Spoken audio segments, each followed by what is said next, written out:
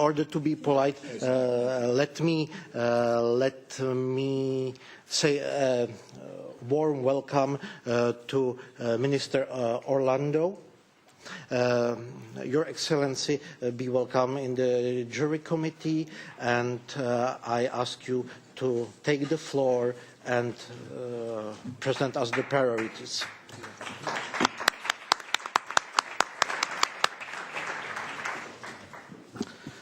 Sì, signor Presidente. Thank you. Chairman Swoboda, honourable committee members, first of all,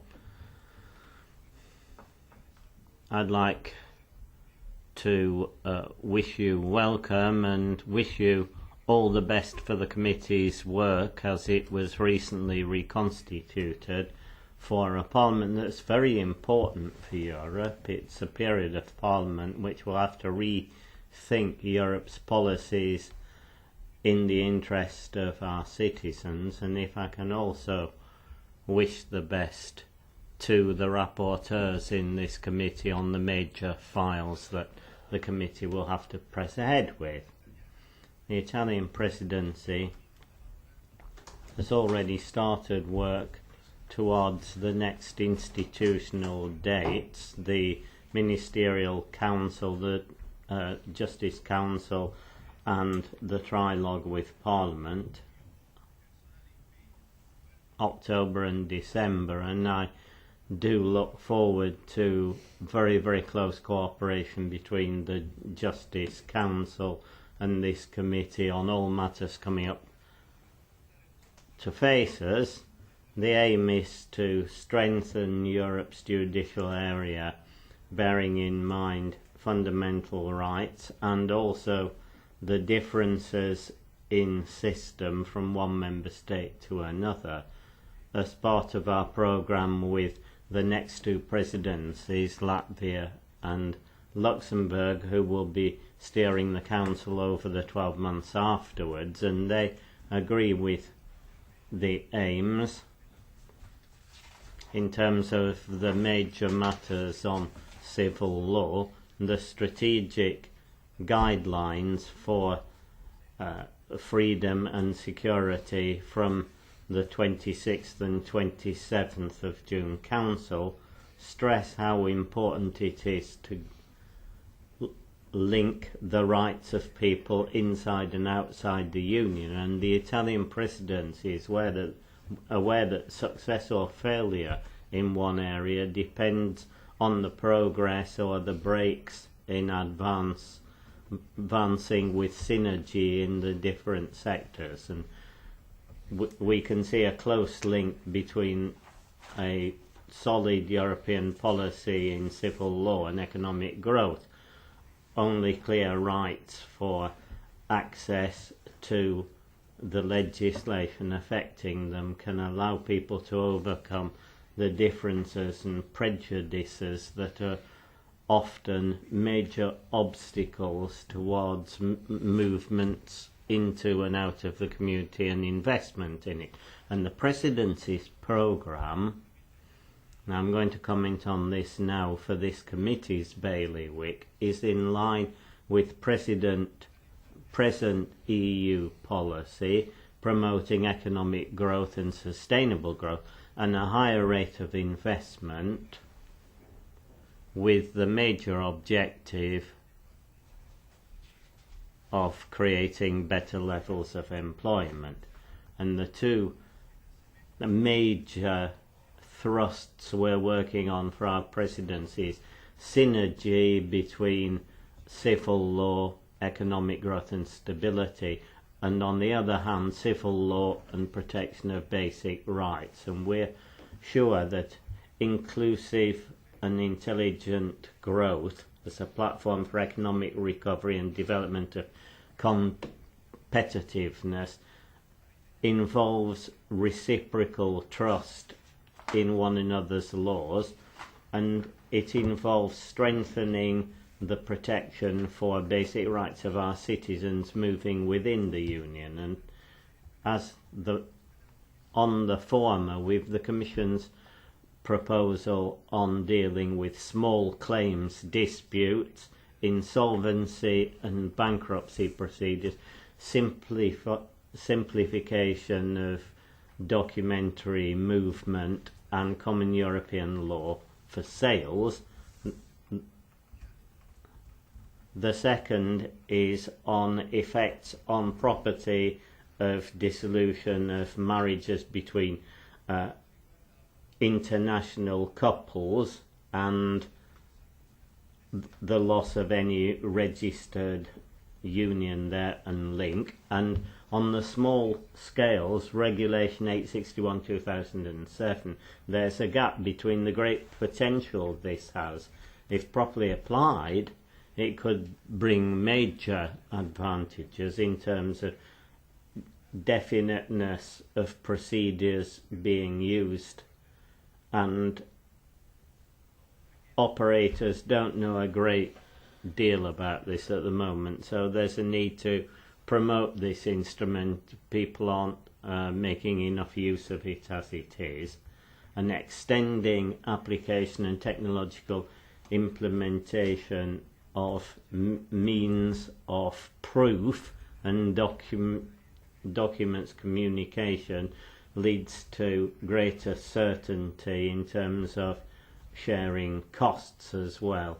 And the Italian presidency would like a political agreement in Council to be reached at the Justice Council in December. The small claims regulation is meant to lead to quick settling of claims with lighter procedures in the Union, because people will only invest if they know what the rules are, and this can lead to a deeper development of the common market and its links in terms of development of law. Now, on proposals for revising the regulation on insolvency rules, the Council will take over from the last presidency on this in talking with Parliament, and I'd like to assure the Legal Affairs Committee that Italy will press on as hard as it can with this. At the moment, we're finishing scrutiny of the annexes and the recitals, and as soon as possible we'll be able to negotiate with Parliament to try to get an agreement by the December Council. We are aware that the text from Council has a lot of sensitive elements in it, particularly with the ambitious coordination procedure for insolvency of groups of companies. But we will be very open towards Parliament here, and we would like to protect companies and their creditors who require clear law and who actually mainly do not want the business to be in crisis or go under, but to recover. And economic recovery is particularly important at European level as well. We've seen a lot of delocalization of companies, and I'm sure Parliament would also like to see urgent revision of the current rules. We expect significant rules also on the draft regulation on approval of certain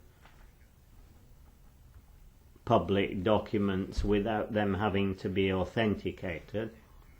The Italian presidency attaches a lot of store to this file, which is a major step in facilitating free movement and establishment of citizens and their businesses through cutting costs.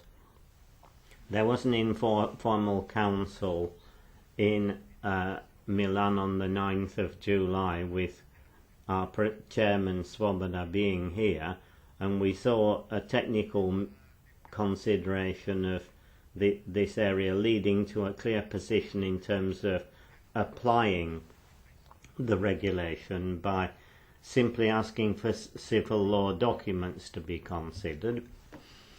And the Italian presidency would like to draw on this great start to speed up work, being aware that citizens and companies really do need definite rules and are very, very much in favour of overcoming red tape hurdles that often stop them moving from one country to another, and means that their links with public bodies are extremely difficult.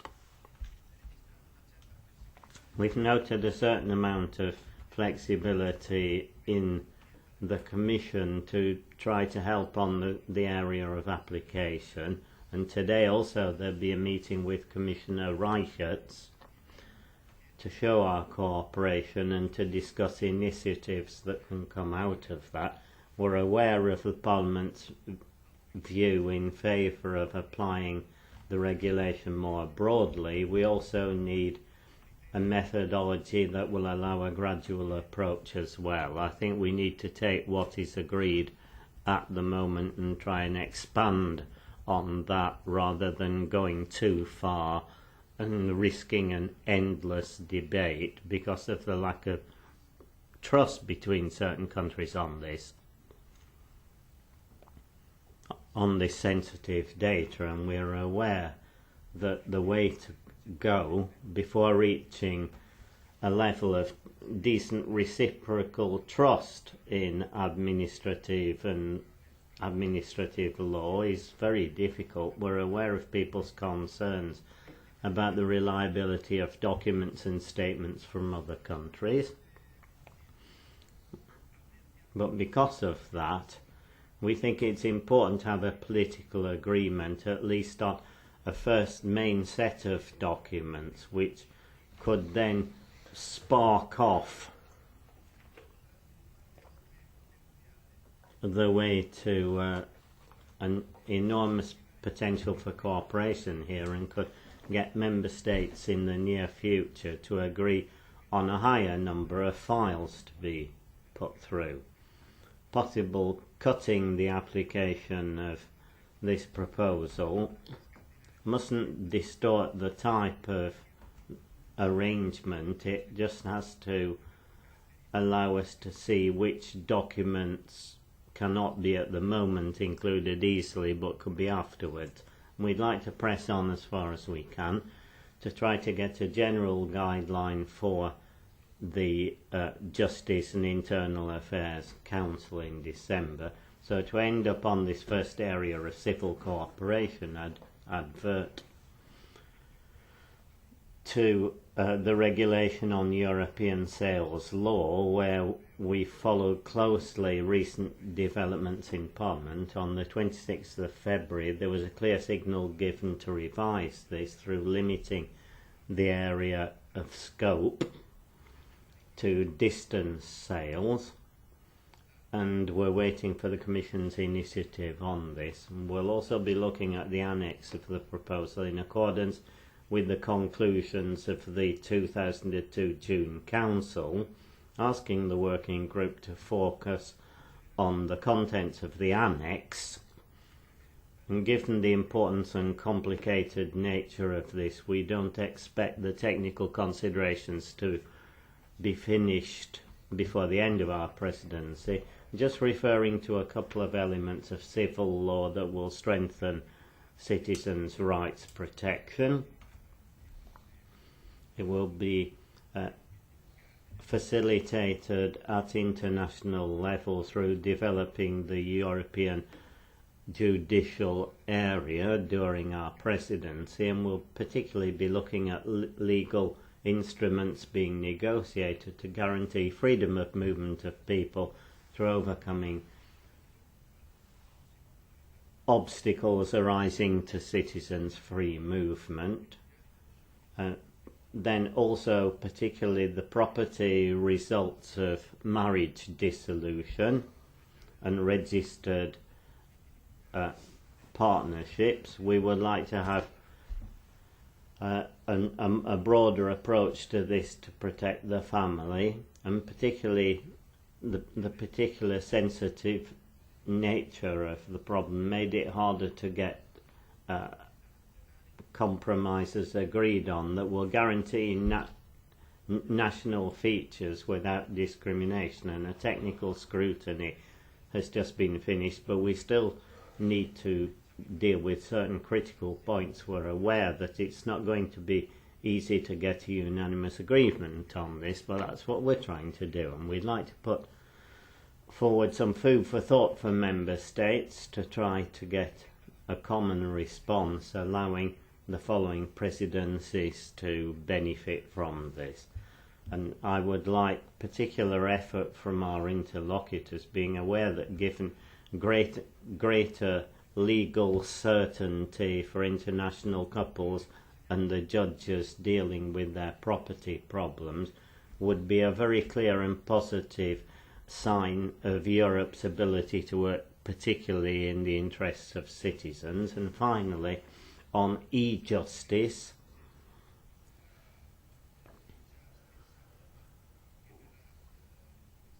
e-justice Rome will be partly through this presidency, and I'd like to extend an invitation to the group, to the committee chair on this. From the working group, one starting point was clear. We're aware of the importance that the European Parliament attaches to e-justice to strengthen trust and mutual understanding, and we fully share this, and we think the work on implementing the strategy and the action programme on this is a point of priority.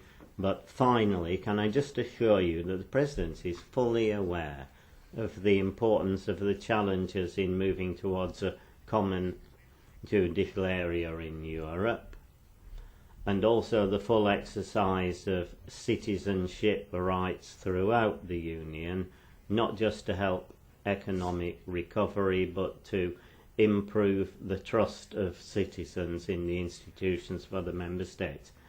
We're sure the European Parliament will cooperate well with us in trying to achieve these aims in the interest of the Union citizens, and we're sure that this committee will be very important in strengthening these links and in helping towards this common objective. Thank you.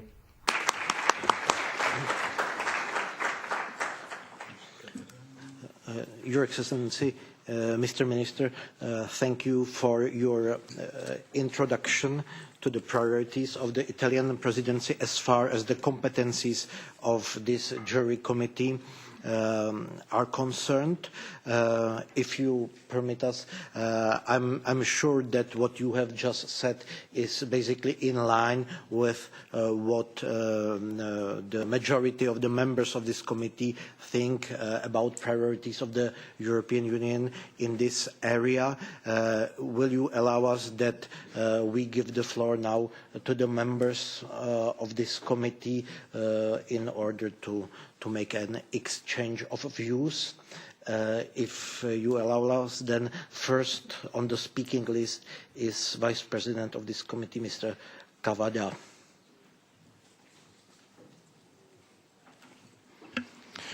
Merci, Monsieur le Président.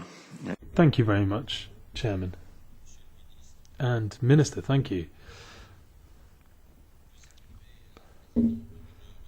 Now you're at the helm of the European Union as the presidency in a context that doesn't have an ordinary calendar to it, but an exceptional one, a break, if you like, with the past. For the first time since the EU came about, the EU is moving away from the objectives of peace and prosperity.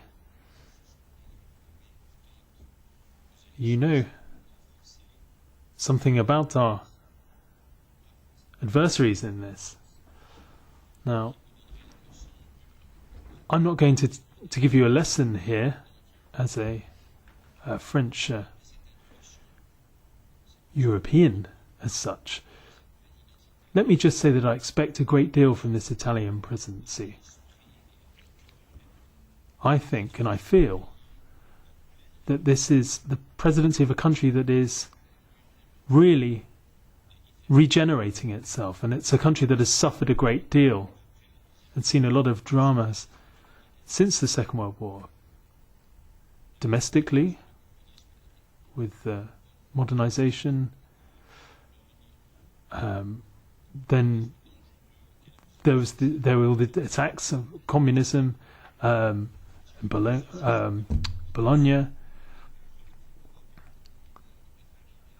But this break that we're seeing, and your arrival here as the presidency, even though there are only 4 months left, are actually months in which we expect a great deal. The points that you raised are beyond discussion. They are clearly very important. When I heard Mr. Matteo Renzi, the President of the Council, your President of the Council, I should say, and his words, I wanted to ask you to do all you can to fill this void in Europe in 2 areas. The first of which is as follows: to try and bring in the ideas of the Charter of Fundamental Rights, which of course this committee follows closely, to focus on those countries that have turned their back on the Charter without any sanctions or any punishment from their commitments that they've signed up to. I'm thinking of the countries along the Danube, for instance, in terms of the respect and the independence of the judiciary and the law, and to ask you to do something to bring these people to order and to respect the real values of the Union, which are of crucial importance. The second point that I wanted to address in my intervention, and I'm sure I'm not the only one to think this way. I'm lucky to be the first to speak, but I'm not alone here. Now, I know a little bit about your CV and where you've come from, and I'd like to focus on the fight against criminality, investigations and the European prosecutors, and the question of the legality of sanctions. The reason I'm raising this is not to try and give you a lesson. You know better than me the dangerousness of international criminality, organised crime. Italy is affected by this scourge, other countries as well. It's time we did something about this, and I'm sure we can count on your presidency and the breath of fresh air that Mr. Renzi wants to bring into Europe to address these 2 criminal anomalies that really have detracted from Europe in the eyes of the world. Thank you very much. Thank you very much, Mr. Kavada. The next on the speaking list is Mr. Zwiefka. Bardzo dziękuję, panie przewodniczący. Thank you so much, Chairman. Minister, thank you so much for your speech, very concrete and full of proper content. This is exactly what I expected. The subjects and the topics that you have listed in your speech, topics that we worked on, have been working on also during the last months of the previous term of office, remain on the top of our list, also for the Italian presidency period. Our committee is different than any other committee of the European Parliament in the sense that it's a committee that is really focusing on content-based, business-based work of the European Parliament. Our objective is to develop a civil society in Europe, and this is our primary objective. And we focus maybe less on creating the zone of security in Europe, because this would be obviously the work of the LIBE committee in the European Parliament, although it's not a subject totally far away from our point of interest. And I'm really happy that you also emphasised how it's important to close all those dossiers that may have us judged in a positive or a negative manner in the eyes of our citizens. I don't think that we are here to create some sort of abstract laws. Our objective is to facilitate the lives of our citizens, to make sure that they can facilitate and exist in a peaceful manner across Europe. That's why issues related to, for instance, the property, joint property of marriages are very important to us. Also the distribution of property, joint property following a divorce. Issues such as, for instance, the ability to have all the source documents translated, available and acknowledged. This is all very important to us. So I fully agree that with you saying that, for instance, the whole procedure of having valid certificates for documents that are issued is very important.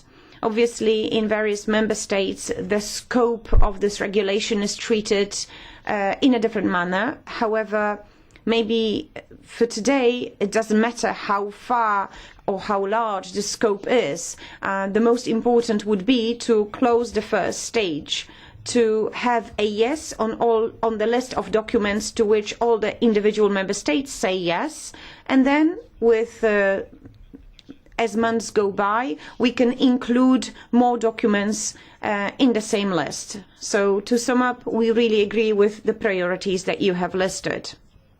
Obviously, what will be very important will be the work on the bankruptcy law and insolvency law, definitely. And today in the morning we had a coordinators meeting, and I will have the pleasure to be the rapporteur on this particular dossier. And I know that we will move on to the second reading, and then my question would be to you, Minister, because we have to define the schedule, we have to define the dates. Certain dates have been already set as deadlines that we cannot change. So we will do our utmost to close this work within the period of Italian presidency. I know that we do not agree on all the points. I know that there is the difference of points of view between the Council and the Parliament. At least this was the status as at the end of the previous term of office. So I would like to reassure you that we will try to do our utmost to bring our points of view closer together to make sure everyone is happy. And when it comes to the European sales law, I think tomorrow the Rome conference will start. I hope that you will be one of the participants with two of our rapporteurs, Mr. Lehne and Mr. Berlinguer, and obviously some new colleagues who will take over this dossier. I think we've come a long way actually working on this particular dossier, and maybe it's also time to close it. And I think we are ready in the European Parliament. The Council may be less so, so definitely the ball is now in your part of the field and of the pitch, and we hope to see it played. And then the last issue that you also broached, e-justice. Minister, it's absolutely key. We say that we create laws for the citizens of the European Union, but why bother if at the end of the day the citizens don't even know that we have created a given law? Even if you look at the employees of justice systems in individual member states, they don't even always have full knowledge. So law creation is important, but then information campaign is also very important. Information campaign done by the European Commission, but also by each and every presidency and of course by the European Parliament. So reaching out to our citizens with these news is very important, and this is where e-justice comes to play. I think it should be treated as a facilitation tool to guarantee information not only on how justice functions in every member state, but also what programs we have created for citizens, what new solutions they may use. So I think every new development to expand this very important project will be definitely welcome and supported by us. Thank you.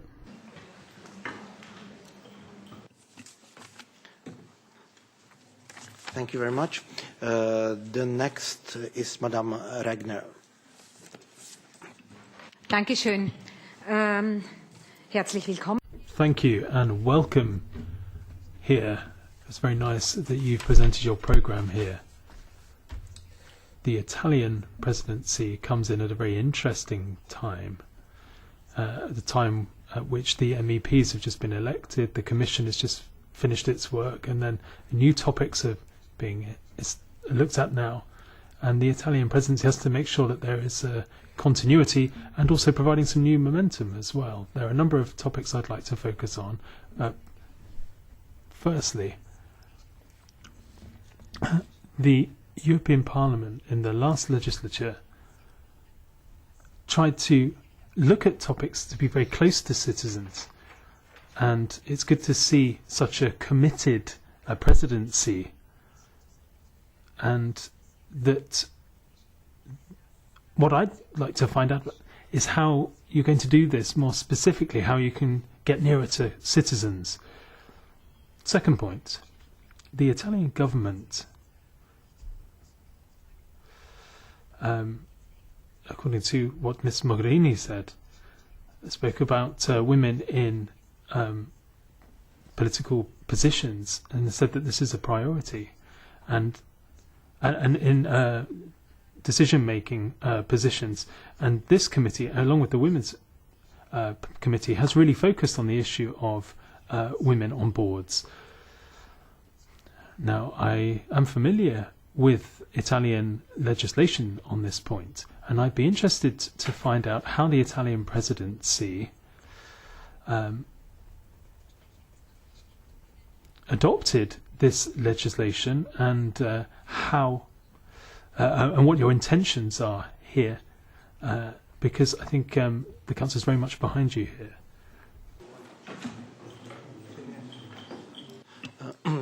Thank you very much. Mr. Le Breton.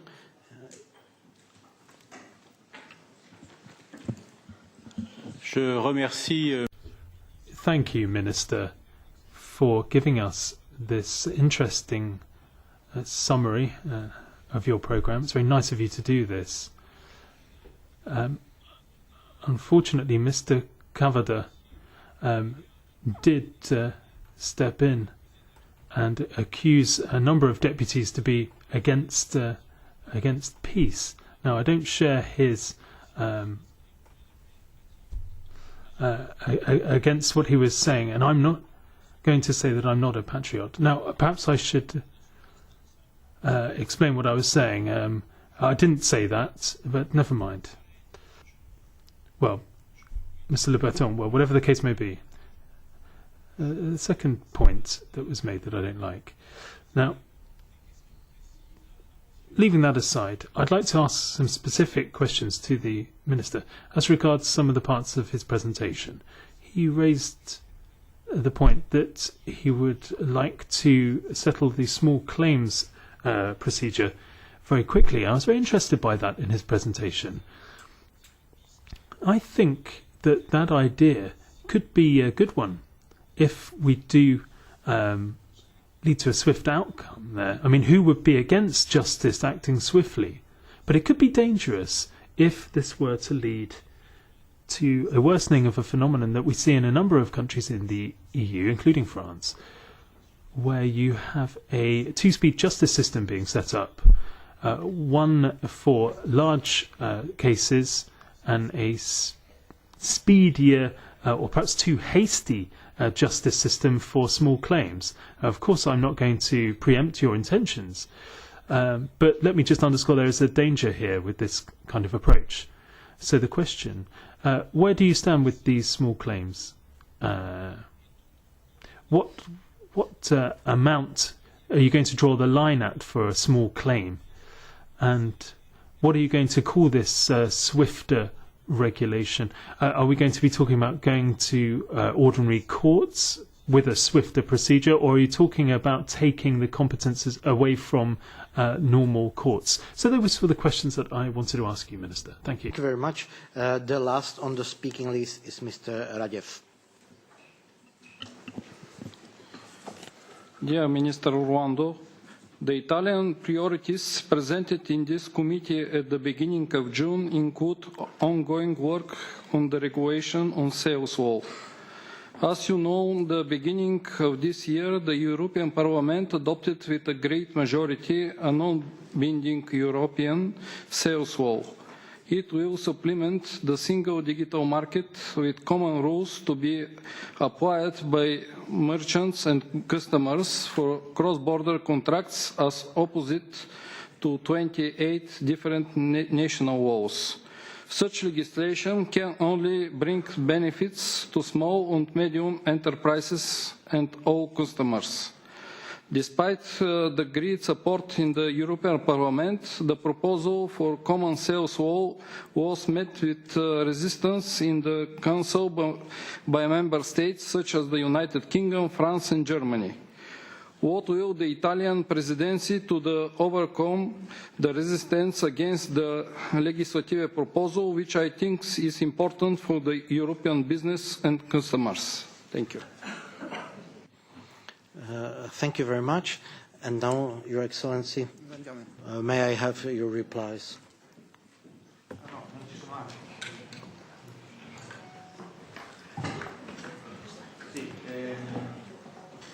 Quanto attiene il tema che il vicepresidente. Thank you. Well, on Mr. Cavada's point, certainly we'll be devoting great attention to protection of the rule of law and of fundamental citizens' rights. Italy does believe that this is a very basic element in development of the Union. Italy has always had a pro-European heritage that's managed to draw in all the political groupings that are constitutionally based. It's for the Commission to keep a close eye on respect of these rights by the Member States, and even though it's not just for this committee, I would assure you that we do intend to work hard to strengthen European law by setting up a body that will be independent and effective for prosecution. And we have run up against a lot of distrust by the member states, but we think that this is a sine qua non in moving forward towards being able to prosecute organised crime. And the work of this committee is vital there, in that the lack of ability of member states and their laws to deal with these private disputes.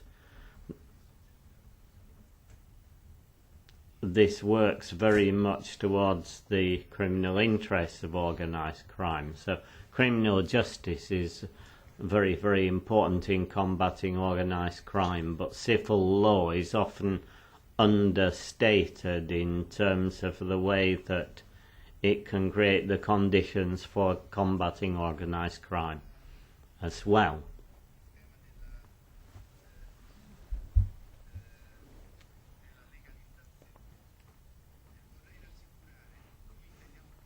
Secondly, we'd like to press ahead with talks to try to bring together the position of Parliament and Council based on the files where there is agreement. And something that I did refer to in my introduction, I think it's extremely important at the same time to start thinking of a first major step forward, a good proper step forward, and I think that can be done with Parliament to come up with a sort of roadmap for implementing this type of instrument. But at the moment, perfect seems to be the enemy of the good, in that if you're trying to come up with an organic system for moving forward, it's very, very hard for member states to do a lot all at once, because the first European document comes out approved by all member states, this will be a great precedent, and it might get the backing of citizens, businesses and other stakeholders as well, who might then see this as a new tool that will help them in carrying out economic activities. And as has often happened in developing Europe's institutions, it's often the first step that does it to lead to further gradual progress with the body concerned. Now, on equal opportunity, on gender equality, this is not my subject, but Italy obviously sets great store by this with the government's creation, for instance, in terms of distribution of men and women as part of the cabinet.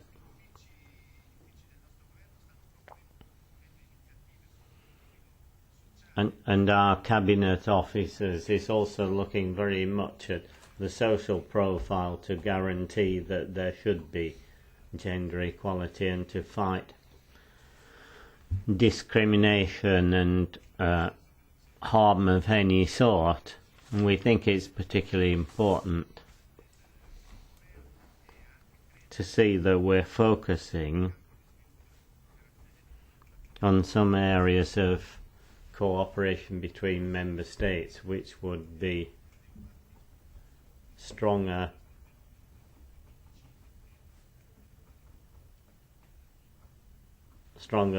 legal provisions against violence against women as well.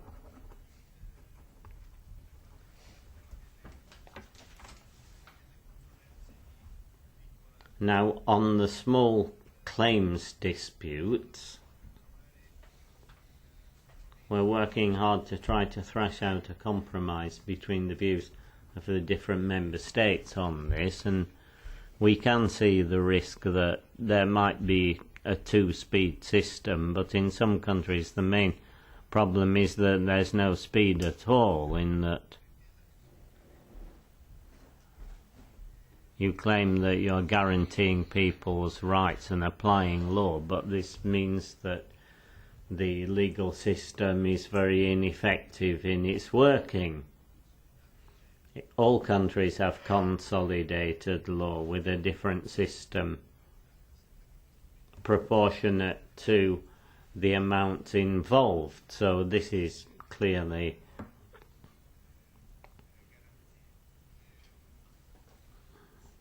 the basic system applied. In terms of what is a small claim,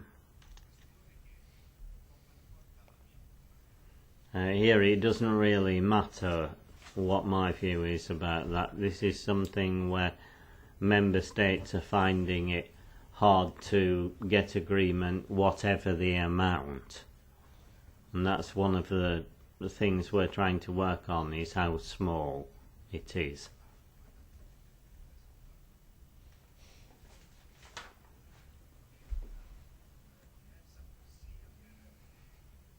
And there's also whether a different procedure should apply for smaller claims. This certainly hasn't to compromise the possibility of people's legal rights being protected, and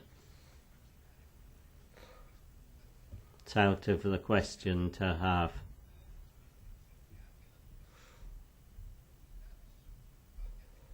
elements that overlap for various jurisdictions.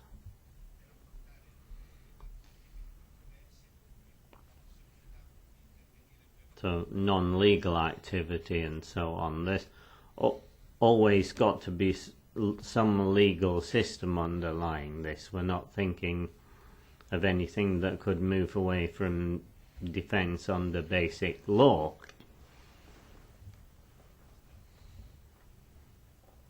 As a major principle in a country based on the state of law.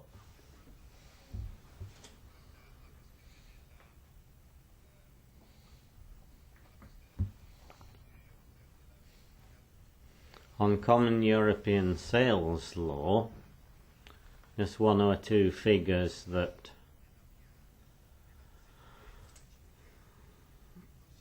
were meant to be in my report. The Council is looking at the proposal's annex based on the conclusions from the 2012 Justice Council, and it's asked the working group to consider the content of the annex and the regulation. And it stresses the need to bear in mind the global nature of the instrument. It's fairly difficult, however hard we work on this, to assume that the technical scrutiny will be finished by the end of the presidency. But we have seen some movement on this file in Parliament. 26th of February, the plenary asked for the scope to be limited to distance sales. And we are aware of the increase in online sales, and that e-commerce can greatly help strengthen the internal market. We think this is worth considering carefully by different bodies, and I'm pleased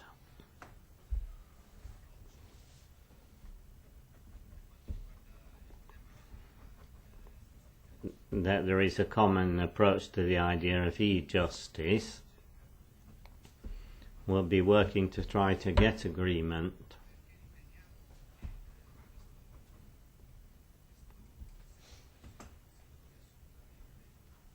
because we believe that this is a very basic sector.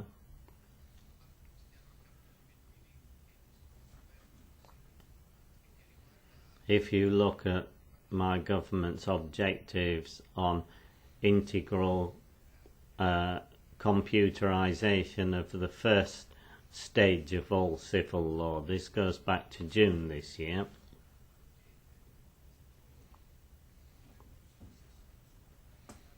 We don't think that this is important to have greater efficiency in the legal system, but to have definite deadlines.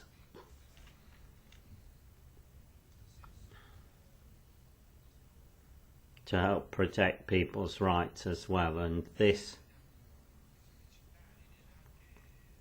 is something we'd like to be clear on, and we'd like to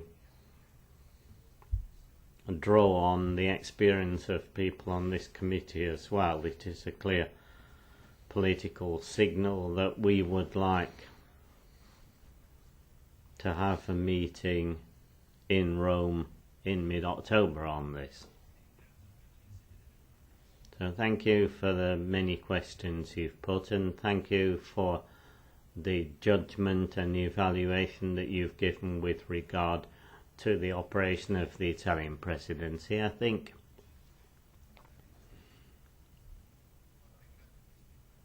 we can note that expectations are very high, and we certainly don't hope we won't disappoint people in any way. Certainly Parliament's input and the realism with which Parliament will work on these various files for this committee's work will be very, very important in establishing the success of the different aims that we're going to work towards during our presidency. Thank you.